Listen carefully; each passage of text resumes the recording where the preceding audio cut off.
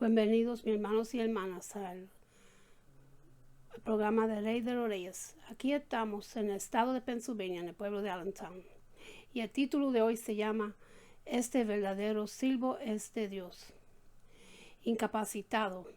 ¿Qué palabra más especulante? Significa privado de la capacidad o el poder para funcionar.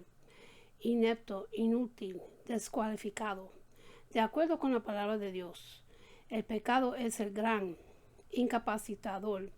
Afecta tanto a los ministerios como a lacios, robándoles de todo poder y utilidad, dejándolos secos y vacíos y quitando toda habilidad para llevar a cabo los propósitos eternos de Cristo. Cuando el profeta Isaías profetizaba sobre la venida de Cristo y su reino, es voz cómo serían los verdaderos ministros de Cristo. Hacerlo definir nuestro ministerio. En los últimos días él dijo y deseó que conozcan las marcas del verdadero pueblo de Dios, aquellos que estarían ministrando juntamente antes de que el príncipe de paz venga a reinar. Isaías comienza con estas palabras: he aquí que para justicia reina un rey. Isaías capítulo 32 versículo 1. Luego el profeta añade: y será aquel varón como escondedero contra el viento y como refugio contra el turbulín, como arroyos de aguas en tierra de sequedad, como sombra de gran pesco en tierra calurosa. Isaías capítulo 32 versículo 2. Algunos estudios de la Biblia creen que el hombre que Isaías describe aquí es cualquier creyente que confía en Cristo. Yo no estoy de acuerdo.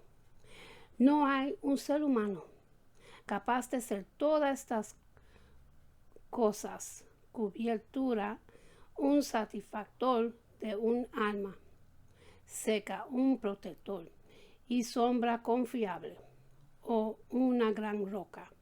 No importa cuán santo o comprometido puede ser, un creyente no puede ser todas esas cosas para toda la gente en todo momento.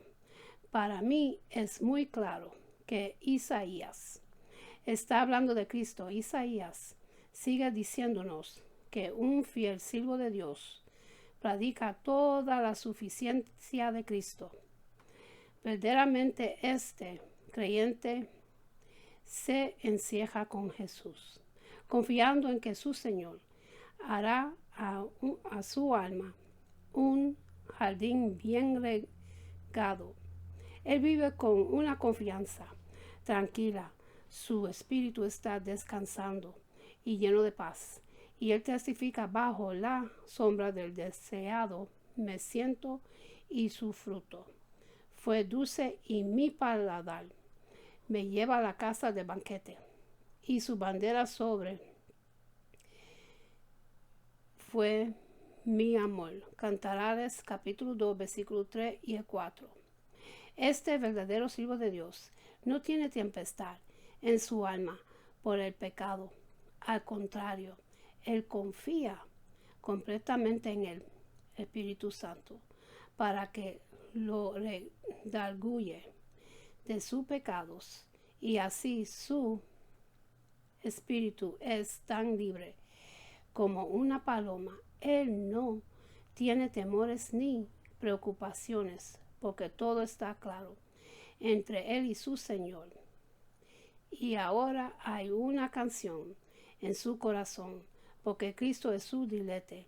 Además, este siervo sabe que nadie le puede hacer daño, porque él se aferra a la seguridad y consuelo de la promesa de Dios para defender a los justos. Saber que ninguna alma forjada contra él puede prosperar, porque Dios mismo se levanta contra toda lengua que se levante con él en contra el perdón. Dios es su defensa en una tierra seca. Ahora Isaías es a las dos marcas distintivas del siervo justo. Primero, él tiene discernimiento y segundo, él conoce la voz de Dios distintivamente. No se ofuscan entonces los ojos de los que ven y los oídos de los oyentes. Oyen atentos. Isaías capítulo 32, versículo 3. Vemos un ejemplo de esto en el primer encuentro de Jesús con Natanael. Cuando Cristo vio a Natanael venir, así él exclamaba: He aquí un verdadero israelita, en quien no hay engaño. El libro de Juan capítulo 1, versículo 47. En otras palabras, miren hermanos, aquí viene un hombre que no es hipócrita. No hay engaño en él ni inmoralidad. Él es una vasija limpia. Entonces Jesús se volvió a Natanael y dijo: de cierto os digo, de aquí adelante veréis el cielo abierto y a los ángeles de Dios que suben y descenden sobre el Hijo del Hombre. Versículo 51.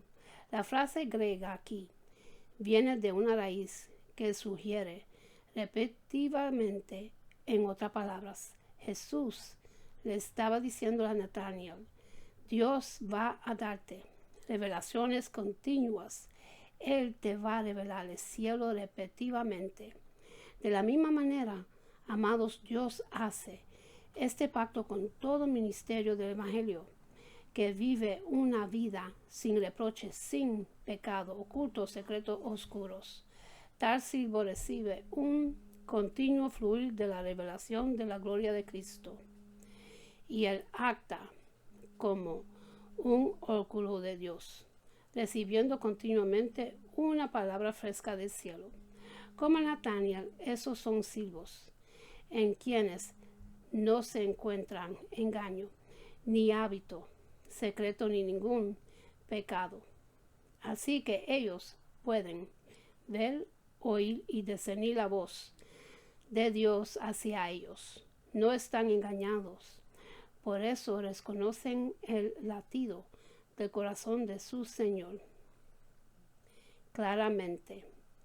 He descrito lo que Isaías dice de tales ministerios de los últimos días. Ahora vamos a considerar lo que Isaías dice acerca del siervo de Dios que está incapacitado, aquel que se hace inútil para el rebaño de Cristo, porque en él habita un pecado asediante. Tal persona está marcada por estas tres características. El siervo que está incapacitado tiene sus ojos espirituales oscurecidos, aunque Isaías está profetizando en este capítulo sobre el bien que viene sobre los ministerios cuando el Señor los reanima. Los hombres a quienes él se dirige todavía estaban sordos y ciegos a la cosa de Dios. Mateo no dice: pero si tu ojo es maligno, todo tu cuerpo está en tinieblas. Así que si la luz en ti hay es tinieblas, ¿cuántas no serían las mismas tinieblas? Mateo capítulo 6, versículo 23. La escritura lo dice bien claro: los pecados escondidos son obra de las tinieblas, y sabemos de la palabra de Dios que la luz no tiene comunión con las tinieblas. Su luz no opera en las cámaras oscuras del pecado que no abandona. Pedro nos dice que Cristo predica a los espíritus encarcelados, los que en otro tiempo desobedecieron. 1 de Pedro capítulo 3 versículo 19 hasta el 20.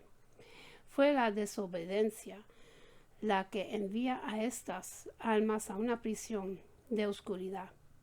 De igual manera, hoy todo acto voluntario de nosotros se oscurezca al pasar el tiempo, nuestra percepción de la verdad se va distorsionándose y nuestro cielo abierto se pone cada vez más nublado.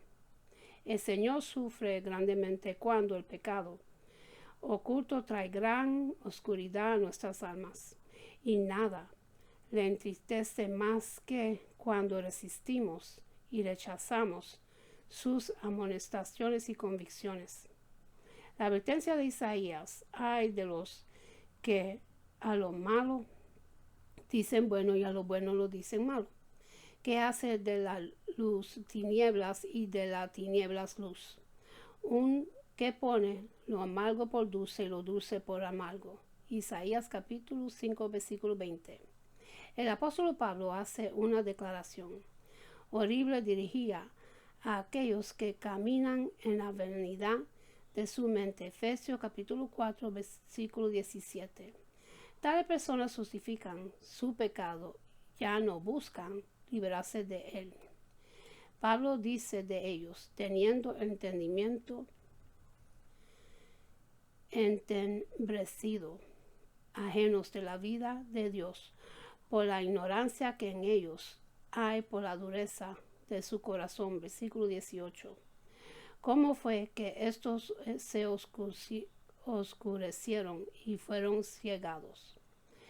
Ellos cayeron bajo una ceguera judicial que viene sobre todo los que se entregan al pecado, los cuales, después que perdieron toda sensibilidad, se entregaron a la lascivia para cometer con avidez toda clase de impureza. Versículo 19. No hay nada más triste y digno de pena que un misterio que haya sido cegado por Dios, un hombre con temor a nombrar al pecado, porque él mismo está sujeto a su propio pecado, que limpia lo bueno, llama lo bueno malo y lo malo bueno, ¿Quién está ciego a los tiempos? ¿Quién predica nada más una gracia permisiva?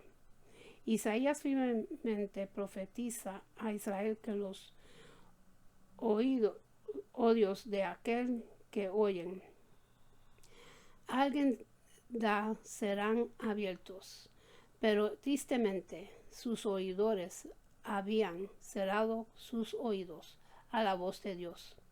Ellos deseaban mantener sus pecados últimos. Por cuanto llaman y no respondiste, habla y no oíste, sino que hiciste lo malo delante de mis ojos, y escogiste lo que me desagradaba. Por tanto, así dijo Jehová el Señor: he aquí que mis siervos comieren y vosotros tendréis hambre. He aquí que mis siervos beben y vosotros tendréis sed. He aquí que mis siervos se alegran y vosotros seréis avergonzados. He aquí que mis siervos cantarán de júbilo de corazón y vosotros clamarás por el dolor del corazón y por el quebrantamiento del espíritu a lunares. Y dejaréis vuestro nombre por maldición a mis escogidos. Y Jehová el Señor de matar y a sus siervos llamar por otro nombre. Isaías capítulo 65, los versículos 12 hasta el 15. Qué trágico es no querer escuchar las dulces advertencias del Espíritu Santo. Cuando cerramos nuestros oídos a la orden de Dios a quitar nuestros pecados de la carne, estamos condenados a experimentar todo tipo de tristeza y dolor. Más bien, estoy hablando de un creyente que ha aprendido a amar su pecado, quien ha puesto su cabeza sobre la falda de Dalila. Tal persona ha endurecido su corazón y ahora, cada vez que trata de hablar la palabra de Dios, lo hace es con engaño. el silbo que continúa en sus caminos pecaminosos. Ciertamente oí voces, pero ninguna de esas voces son de la de Dios. Al contrario, esa persona sería dada al engaño. Yo escoger para ellos es cariños y traer sobre ellos lo que temieron. Porque llamá y nadie responde, habló y no oyeron, sino que hicieron lo malo delante de mis ojos. Isaías capítulo 66, versículo 4. Qué cosa más horrible es cuando Dios ya no habla. Sal se encuentra en esta triste y terrible condición. Aquí estaba un hombre, una vez lleno de dones del Espíritu Santo, guiado por Dios, y terminó totalmente cortado de la voz de Dios. La Escritura nos dice que en los últimos días de Saúl, él tuvo miedo y se turbó su corazón en gran manera. Y consulta Saúl a Jehová, pero Jehová no le respondió ni por sueños. Profetas en el 1 Samuel capítulo 28, versículos 5 y 6. Isaías habla de Cristo sanando la lengua tartamuda. Ve Isaías 33, versículo 19. La palabra hebrea para tartamudo en este pasaje significa una pronunciación defectuosa. Esta es una voz de incertidumbre y vasalín. Uno que habla una palabra sin poder o sin verdad.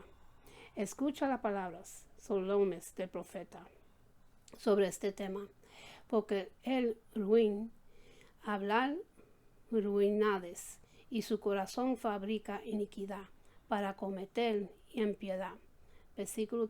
Capítulo 32, versículo 6.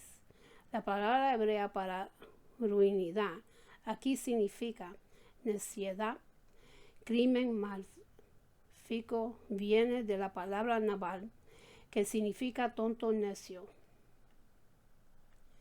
Isaías nos dice, solo el hombre tonto necio se atreve a llevar la palabra de Dios mientras se encuentra en pecado. Sus palabras salen como necedad. Tal hombre comete hablar es cariño contra el Señor, dejando vaca, el alma hambrienta y el quitar la bebida el sendero. El mismo verso, su error termina en la desviación de otras vidas. Isaías habla de Cristo sanando la lengua tartamuda. Ves Isaías capítulo 33, versículo 19. La palabra hebrea para tartamudo en este pasaje significa una pronunciación defectuosa. Esta es una voz de incertidumbre y vaselín. Uno que habla una palabra sin poder o sin verdad. Escucha la palabra solemnes del profeta sobre este tema, porque él ruina hablar, ruinidades, y su corazón fabrica iniquidad para cometer impiedad. Isaías capítulo 32, versículo 6. La palabra hebrea para ruinidad aquí significa necedad, crimen, malfasco. Viene de la palabra naval, que significa tonto y necio. Isaías nos dice, solo el hombre tonto y necio se atreve a llevar la palabra de Dios mientras se encuentra en pecado. Sus palabras salen como necedad. Tal hombre comete hablar es cariño contra el Señor, dejando vacía el alma hambrienta y él quitar la bebida del sendero. El mismo verso, su error termina en la desfacción de otras vidas. Estoy convencido que un pecado en particular, más que cualquier otro, causa de distorsión de la verdad. Es el pecado de la incredulidad. Y este pecado está golpeando en muchos ministerios hoy. Dios llama al pecado de incredulidad volver a Egipto. Ay de los que descienden a Egipto por la ayuda y no mira al Santo de Israel, ni buscan Jehová. Isaías capítulo 31, versículo 1. Ay de los hijos que se apartan, dice Jehová, para tomar consejo, y no de mí, que se apartan para descender a Egipto, y no han preguntado de mi boca. Isaías capítulo 30, versículo 1 y el 2. Isaías estaba boca abierto a ver muchos de los líderes de Israel montándose en sus caballos y golpear a Egipto para tratar de conseguir consejos sobre la política y seguridad nacional. Otros eran los mismos hombres que le dijeron al profeta que no tenían tiempo para buscar al Señor y consultar con él, pero Dios no tomó sus acciones con leviandad. Él la llama rebelión y pronunció desgracia sobre ellos. Hoy nada ha cambiado. Multitudes de cristianos viajan a través de la nación, asistiendo a seminarios y convenciones con una mentalidad de ir a Egipto. Ellos están haciendo conexiones extranjeras, adoptando modos mundanos, recibiendo consejo inspirado por la carne. Para resumirlo, están buscando cualquier cosa nueva que pueda excitarlos, pero el siervo que ora y confía completamente en Dios sabe que no tiene tiempo para conceptos de Egipto. El único lugar el que él coge es a su cuarto secreto, y ahí es donde recibe consejos sobre sus rodillas. El Señor nos ha dado una maravillosa ejemplo de su poder para reanimar y sanar a sus siervos, ciegos y mundos. El ejemplo se encuentra en el libro de Ageo. El Señor envía a dos hombres en una misma misión para reconstruir el templo caído de Israel. Estos hombres eran Zorobabel y el sumo sacerdote Josué, líderes piadosos que obedecieron al Señor y llevaron a cabo el trabajo con el cielo y fidelidad. Pero al principio tuvieron que vencer una fuerte oposición, grupos de judíos, idolatrías que se habían desviado, y samaritarios celosos se opusieron al trabajo, tratando todo para prevenir que se hiciera. Finalmente estos grupos tuvieron éxito al conseguir que Ciro promulgara una ley contra la misión de los hombres. Después de esto, Zorobabel y la misión de los dos hombres, después de esto, Zorobabel y Josué se cansaron de la lucha de la oposición, de ser juzgados y calumniados. Así que por los próximos 16 años, el trabajo de Dios en ningún momento Zorobabel y Josué recibieron un mandato para retirarse. La Biblia no registra ningún edicto que Ciro hiciera revocando el permiso de la edificación. Así que su trabajo no debería haber sido interrumpido. El hecho es que Dios aún tenía todo el poder necesario para ayudarlos a seguir adelante.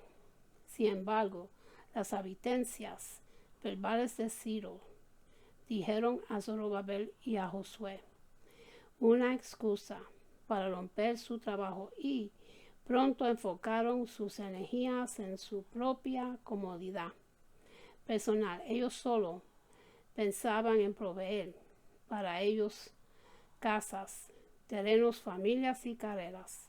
En ese momento rompieron su ministerio sacrificado. Ellos pensaron que ya no tenían que llevar una cruz de la carga del Señor. Y con esto termino, mis hermanos. Para los que quieren recibir a Jesucristo como su Señor en su corazón, para que su nombre esté escrito en el libro de la vida. Repiten conmigo la oración de salvación. Y dice así: Padre Celestial, en el nombre de Jesús, yo me arrepiento de mis pecados y abro mi corazón para que Jesús venga dentro de mí. Jesús, tú eres mi Señor y Salvador. Creo que moriste por mis pecados y se levantó de los muertos. Lléname con tu Espíritu Santo. Gracias, Padre, por salvarme. En el nombre de Jesús. Amén. Y ahora en cerrar voy a hacer una oración que bendición que Jehová se lo entregó a Aarón y Moisés cuando estaban en el desierto. Y se consigue en el libro de Números, capítulo 6, versículos 24 hasta 26, dice así: Jehová te bendiga y te guarde. Jehová haga resplandecer su rostro sobre ti y tenga de ti misericordia. Jehová hace sobre ti su rostro y tenga en ti paz. Con esto lo dejo, mis hermanos, que Dios los bendiga y los guarde, que tengan una buena noche y un buen amanecer. Y hasta la próxima. Amén.